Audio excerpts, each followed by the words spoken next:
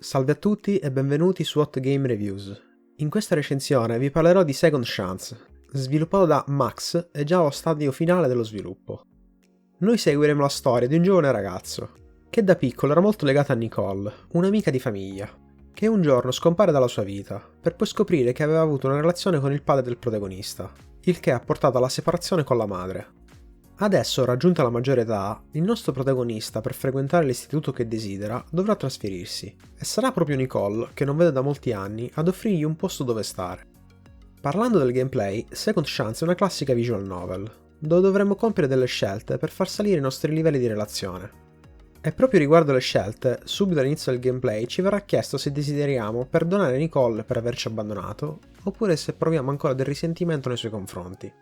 Questa, come molte altre scelte durante la storia, serviranno ad aumentare o diminuire il livello di relazione con Nicole, unico personaggio dotato di statistiche.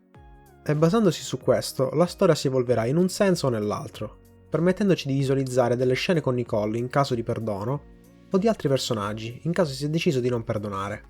Questa differenza di percorsi, insieme alla durata non eccessiva del gioco, lo rendono abbastanza rigiocabile.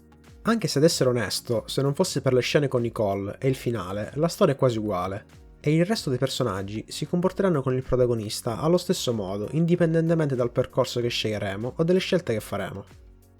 Adesso, per quanto riguarda la storia, questa a mio avviso è abbastanza discreta, con vicende che si susseguono in maniera lineare e con nulla di memorabile.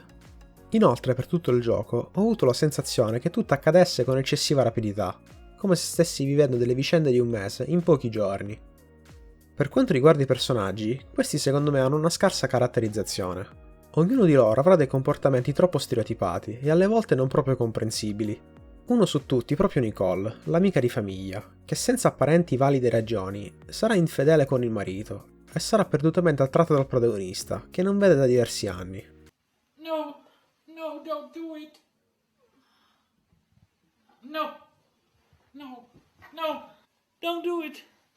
Parlando del render, questo a parer mio è graficamente molto buono. Tutti i personaggi, ma soprattutto quelli femminili, hanno un bel aspetto.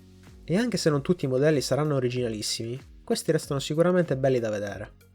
La stessa cosa si può dire delle animazioni, che oltre a essere molte, messe in relazione alla durata del gioco, per la maggior parte queste sono ben fatte e abbastanza fluide.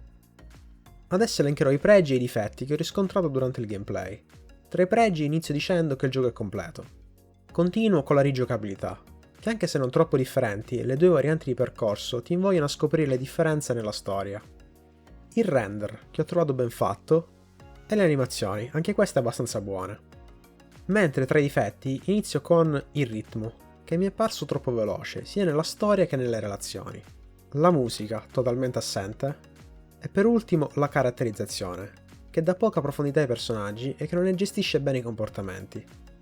Adesso mi pronuncerò sul voto, e quello che mi sento di dare è 6,5.